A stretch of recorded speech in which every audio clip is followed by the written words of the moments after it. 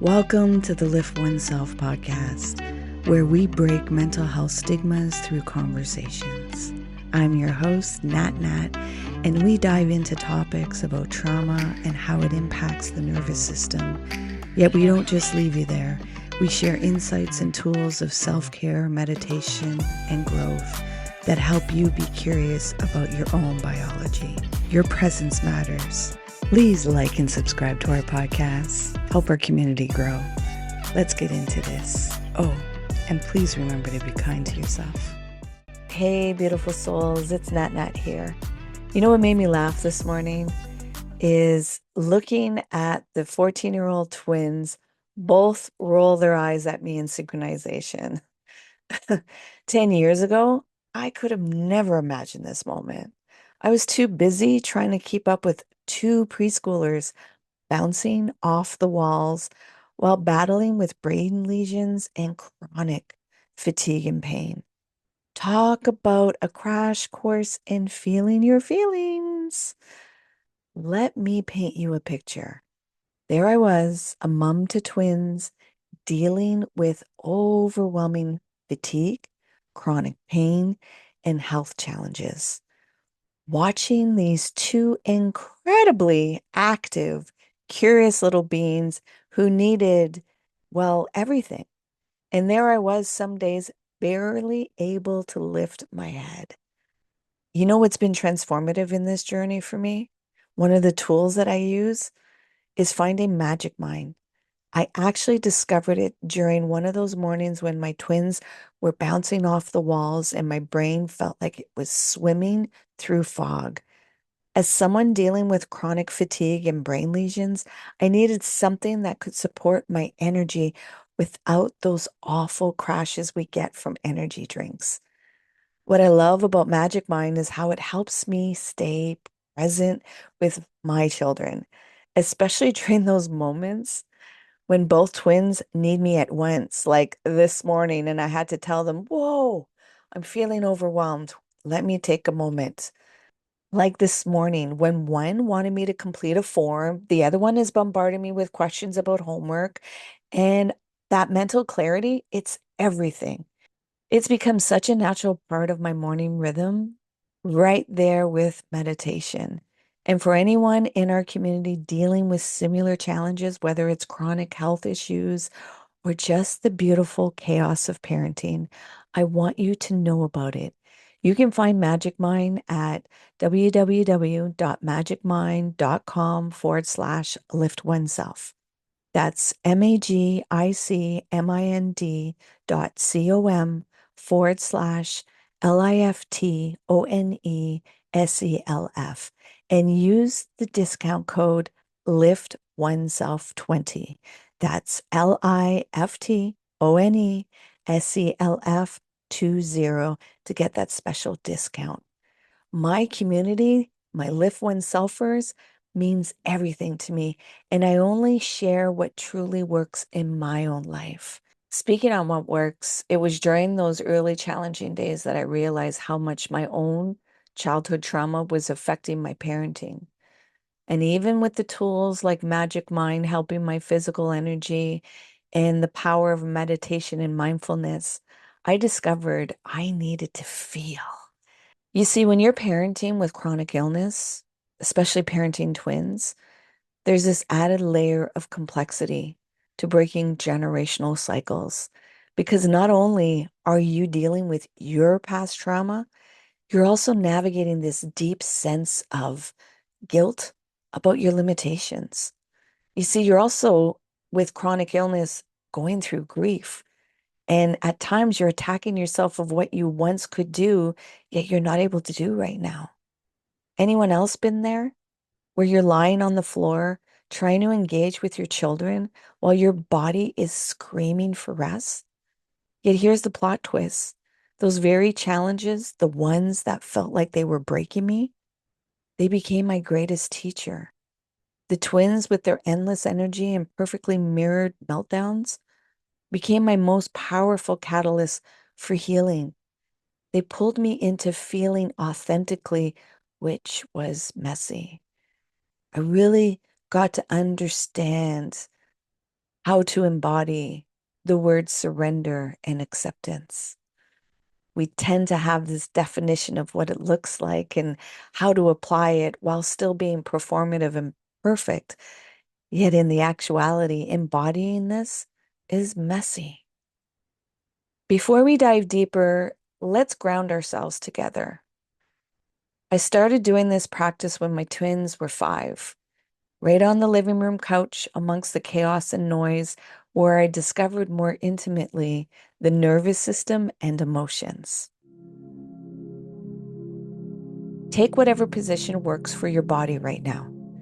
If you're like I often was, maybe you're lying on the floor because sitting up takes too much energy. That's perfect. If it's safe to do so, gently close your eyes. Breathe in deeply and imagine you're gathering all the scattered pieces of your energy. As you exhale, feel yourself melting into whatever's supporting you. Now bring your awareness to watching your breath and noticing the weight of your body. Notice where you're holding tension. Continue staying with your breath. Maybe from catching toddlers all day, there's some tension in your lower back. Maybe holding back words from your teenager. There's some tension in your chest or in your neck or shoulders. Wherever that tension is, meet it and unclench and unknot, anchoring deeper into the breath and dropping deeper into your body, allowing yourself to just be. Continue staying with your breath. Now picture yourself at every stage of your parenting journey. The new parent you were, the parent you are now, the parent you're becoming. See how each version of you did the best they could with what they had. Release the need that it should have been better. Be in appreciating the being that you are now. Take a deep breath in, and as you slowly exhale, tell yourself, my challenges are my teachers. My awareness is breaking cycles. Now continue staying with your breath, doing another body scan of any tension, and unknot and unclench, and be with your breath, dropping deeper into your body. Continue being with your breath. Now at your own time and at your own pace, you're going to slowly open your eyes while staying with your breath. You know what's interesting about parenting teens? The challenges might look different from the toddler years, yet that need to stay grounded and present, that never changes. You know, the days where everybody needs your attention all at once, or they're all lining up. Meanwhile, you have your own needs to get to. In those moments, staying present feels like a superpower, doesn't it? When you're feeling like overwhelmed and when is it going to get to me? Yet your role of a parent is needed. You know what made me laugh the other day is my twins were telling me how they used to play tire out mama. They used to do a whole strategy of let's make it difficult for certain situations because you know what? It'll tire her out. Looking back now, those exhausting moments were actually gifts. When I physically couldn't keep up, couldn't control everything, couldn't be that perfect parent, that's when real healing began, especially when I didn't allow myself to run away because I had to feel it all. The helplessness, the frustration, the fear. That's when the magic started happening for me. Let me share a recent pattern I caught myself in. Last week, one of my teens was supposed to do the dishes. the regular chore. You know how it goes, sink full, crusty dishes, just sitting there, and the sound of gaming floating up from the basement. That familiar hot feeling started creeping up my neck, my jaw getting tight, and suddenly I'm at 14 again, hearing my uncle's footsteps on the stairs, that mixture of dread and defiance. I was halfway to explosion mode, literally on the stairs, that voice in my head screaming, why do I have to ask 100 times? Why am I being disrespected in my own house? I'm going to be real with you. I was about 2 seconds away from doing that thing. You know, the one where we storm down there, turn off the game mid-level because dishes are more important than games. Yet something made me pause. Maybe it was the sound of my feet on those stairs, so similar to the sound that used to fill me with anxiety as a kid. I was about to recreate the same exact moment of shame and power struggles that I swore I'd never put my kids through. That's when I used what I call the pause practice. And let me tell you, it wasn't pretty or perfect. Now, what's pause you're saying? Let me show you. P is for pause and breathe. I had to literally sit my butt down on those stairs and remind myself to breathe. A, acknowledge what was happening. Real talk. I was feeling unseen, unheard, and disrespected over dishes, feeling like a failed parent. The U, understand it's a pattern. Oh, look, here's me turning dishes into a control battle, just like my uncle did. S, sense what's your body telling you. My heart was racing, hands shaky, that familiar about to lose it feeling, like I want to jump out of my skin. The E was engage with intention. I had to ask myself, what do I really want here? Clean dishes or connection? So yeah, I access this, yet it's been a lot of practice for me to be able to do this pause practice with myself. So after doing this pause, instead of bringing my childhood trauma down those stairs, I pulled out my phone and texted, hey, the dishes aren't done. When will you do them? They text back almost immediately. Sorry, I forgot. I'm in a level. Give me 10 minutes. Now, inside me, I want to text back, you know, you've already told me that, yet I honored their words and allowed curiosity to see, will the story unfold differently than the narration that's going on in my mind? And y'all want to know the miracle? They actually came up in 10 minutes. No drama, no door slamming. Just walked up, started doing the dishes, and started telling me about this impossible level they were trying to beat. We somehow ended up having this amazing conversation about how to balance gaming time with responsibilities. A conversation I never got to have as a teen because chores were always this battleground of authority. Yet here's the real gift, and it hit me right in the feels. They said, Mom, thanks for not yelling. It makes it easier to be honest with you. Let that sink in for a minute. One small choice to pause instead of explode.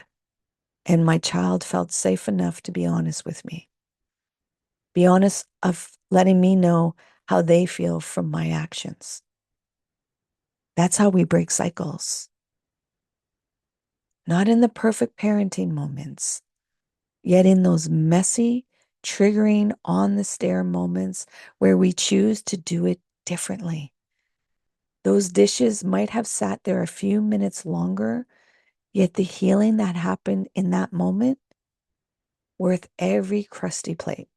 Here's something wild about parenting teens. They have this incredible radar for authenticity. They can spot when you're operating from your wounded place versus our healed place. Actually, toddlers do it really well. The twins have this running joke about my growth moments. Those times when they can see me actively choosing to respond differently than my automatic programming. The biggest lesson these almost 30 years of parenting have taught me are limitations, whether they're physical, like my health challenges, or emotional, like our trauma responses, don't have to be roadblocks. They can be doorways of deeper healing, not just for us, yet for our children also. For this week's challenge, I invite you to try time healing. Yep, time healing. Pick a challenging moment with your child from today. Then think back to how you handled similar situations when they were younger. Notice the pattern, celebrate the growth, and be gentle with the places that still need healing. Let me share something that brought tears to my eyes recently. I overheard one twin telling the other twin during an argument, "Hey, remember what mom says about big feelings? They're just messengers." In that moment, I realized that all those years of messy, imperfect healing work were worth it. Beautiful souls, whether you're in the trenches with toddlers or navigating the complex waters of teenhood, or maybe you're just with newborns, or simply tending to your inner child, remember this: you're not just parenting your children, you're reparenting yourself. And every time you choose awareness over autopilot, you're changing the story for generations to come. So some of you might be asking about this pause practice. Well, head over to LiftOneSelf.com and sign up to our newsletter. And I will be sending something out shortly about the pause practice guide, the timeline healing worksheet, and energy management toolkit for parents with chronic conditions. So until then, this is Nat Nat reminding you that healing happens in cycles, just like parenting, one phase at a time. Keep feeling, keep healing, and keep growing. Please remember to be kind to yourself. See you next time. Hey, you made it all the way here. I appreciate you and your time. If you found value in this conversation, please share it out. If there was somebody that popped into your mind, take action and share it out with them. It possibly may not be them that will benefit, it's that they know somebody that will benefit from listening to this conversation. So please take action and share out the podcast. You can find us on social media, on Facebook, Instagram, and TikTok under LiftOneSelf.